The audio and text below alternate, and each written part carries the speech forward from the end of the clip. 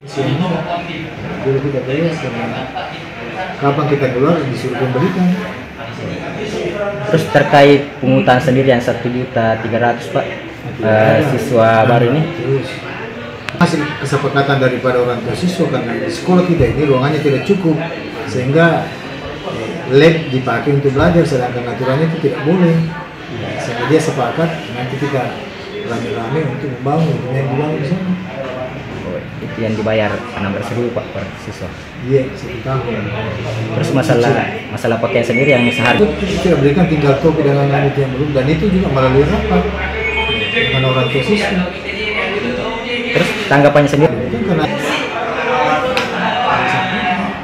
masalah organisasian, karena ada masukan dari Dewan Guru bahwa banyak siswa yang banyak organisasinya tidak beres di dalam pembelajaran, sehingga kita batasi.